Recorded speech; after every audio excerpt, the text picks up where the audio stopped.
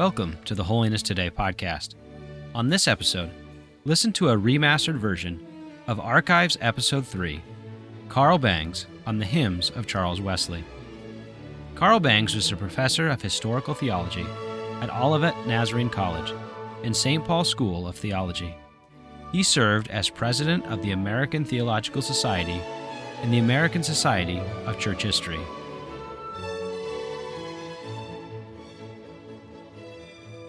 Dr. Carl Bangs is a professor of history at St. Paul's Theological Seminary in Kansas City. He is a world authority on Arminius and has done considerable research on the Iowa ministry of Dr. Phineas F. Brzee. Go with me now to Nampa to hear an insightful presentation discussing Charles Wesley's hymnology. But I want to talk about Charles Wesley. I said a man ahead of our time. I was groping for some way to get at the freshness of this fellow. He was born in 1707, died 1788, which means he's been dead 191 years. But we go back to England and we find this man so highly educated, steeped in Greek and Latin classics, and just a walking Bible. And that is ahead of us. It's ahead of me, at least. There are many reasons why I cannot write hymns like Charles Wesley wrote. One of them is I don't know the Bible as well. He's ahead of us in that he's just coming to be recognized in spite of all the honors that have been poured upon him across the centuries. He's just coming to be recognized as a major figure in English literature. There have been altogether too many textbooks on English literature that have not mentioned his mastery of the language and his skill as a poet. I think he's ahead of us because he expresses religious faith with a depth that is still to be plumbed.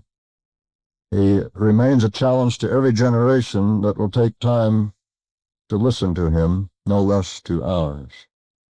But I might back up a bit. Who were John and Charles Wesley, and why all this talk about them? It is sometimes assumed in our publicity and in the way we speak, we people who seem to know what we're talking about, that everybody understands that it should be good to be John and Charles Wesley, or it should be good to know more about them. And I can't do that whole story very quickly, but just let me mention something about them. They were clergymen in the Church of England, which is the Episcopal Church in England.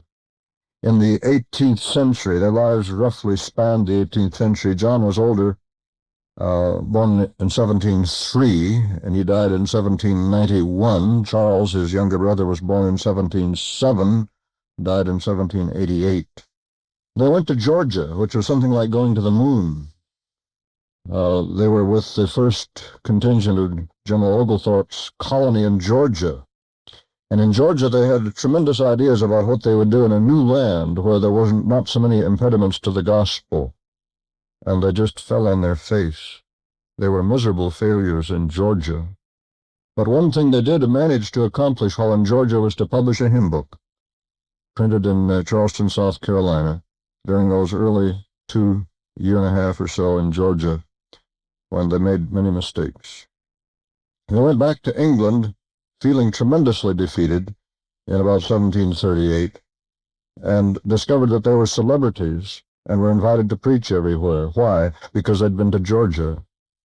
I guess there's nothing so fine as to be a returned missionary. And we'll be right back. So if you've been enjoying this podcast and God's been stirring your heart that perhaps you're receiving a call to missions, or someone you know may be called to missions, come to our website, nazarene.org/global missions, and see the opportunities that God is giving us and giving you, and maybe somebody you know, to serve Him somewhere around the world. Now, back to the rest of the episode. It was during this time that they were preaching the gospel, preaching justification by faith, and were converted to the faith they were preaching. And within a year were turned to the task of evangelism, which was the proclamation of truth experienced. And for them it was the whole Christian heritage made contemporary in personal and social holiness. So these are interesting people we're talking about, and I would like to talk about Charles. Charles was the more cautious one, had a happy marriage. He had children who were musical prodigies, the sensation of Britain, played for the royal family in old times. He had a habit, and the habit was versification. He could hardly write a letter without putting some poetry in it. He wrote poetry about everything. He wrote poetry about public events. He wrote poetry to his friends. If anybody died, he wrote a poem. It was a habit that he could not break. Careful estimates suggest that he wrote about 9,000 poems. Now, they were not all hymns by any means. I'll give you a few examples. Maybe some 27,000 stanzas, 180,000 lines, or another way to put it, an average of 10 lines of verse every day for 50 years, with the completion of an extant poem, because many he threw away, but a completion of an extant poem every other day. Many of these are the hymns that we know and take for granted. Love divine, all loves excelling, hark the herald angels sing, Jesus, lover of my soul. There are quite a few of these in the New Nazarene hymnal. Not nearly enough. Many of them were not such hymns. He had a lot of fun with his versification. I'd like to give you just an example or two. For instance, he observed the manners of the times, fashion, and he wrote a poem called Man of Fashion. The ne'er-do-well wealthy young rich, and I'll give you a few excerpts from that. He calls him a busy man without employment, a happy man without enjoyment. In sleep and dress and sport and play he throws his worthless life away. Custom pursues his only rule, and lives an ape and dies a fool. But the usable hymns of Charles Wesley constitute a unique body of Christian devotion. The great literary classic of the Church of England and the Episcopal Church has been its prayer book. The Book of Common Prayer, now a cause of so much dissension within the Episcopal Church in this country because they're trying to revise it after 400 years. But for Methodism, and although the Wesleys used the Book of Common Prayer, by the way, every day, John Wesley took communion every day using the prayer book service. And when the Methodists kicked off as an independent denomination in this country, the Christmas conference in 1784, he provided them with a prayer book, which they never used, because it did not fit their needs and style. What really took the place of the prayer book for the Methodists was the hymnal. And the hymnal was their prayer book, their body of divinity. It was the way they learned their theology, because the hymn book taught them theology. And it was their very personal companion on the road to heaven. People carried their hymn books, not only to church, which is still the practice in British Methodism, but they carried them day by day. And they did in America, too, for a long time. I have an American Methodist hymnal here of 1849. You could stick that in your pocket. This one has 1,148 hymns in it, 69 hymns on sanctification. So the hymnal was very, very important to early Methodism, and it was unique. There was a growing body of Christian hymnody. Isaac Watts was highly esteemed by the Wesleys, but what the Wesleys brought to hymnody, especially Charles, who wrote most of them, was what we might call experienced truth, truth that you felt. For instance, when Charles Wesley was writing for the quarrymen at Portland, where we get Portland cement, he would write words like this: "Come, O thou all-victorious Lord, thy power to us make known. Strike with the hammer of thy word, and break these hearts of stone."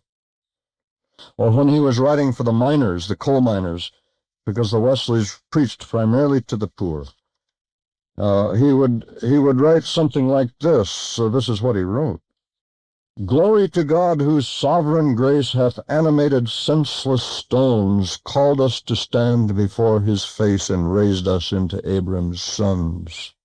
The people that in darkness lay." Do you see how he works with biblical language and the life of the miners? The people that in darkness lay, in sin and error's deadly shape, have seen a glorious gospel day, in Jesus' lovely face displayed. Then he observed that the miners didn't use very good language. but that something happened to them when they met Jesus. So he wrote these 2 lines for them. Suffice that for the season past, hell's horrid language filled our tongues. With all thy word behind us cast, and lewdly sang the drunkard's songs. But oh, the power of grace divine! In hymns we now our voices raise, loud in strange hosannas join, and blasphemies are turned to praise. It's about the only difference between swearing and praising is the Spirit. Well, there's another one that's in your hymnal, O Love Divine, and that has often been called the Protestant crucifix. And in those verses you find the tremendous dramatic power of Charles Wesley to paint a picture and put you right in the middle of it. O love divine, what hast thou done? The immortal God hath died for me. The Father's co-eternal Son bore all my sins upon the tree. The immortal God for me hath died. My Lord, my love is crucified. And that last line is a quotation from Ignatius. Or something like this, Behold him, all ye that pass by, the bleeding Prince of life and peace. Come, sinners, see your Maker die, and say, was ever grief like his? Come, feel with me his blood applied. My Lord, my love is crucified. Experienced truth.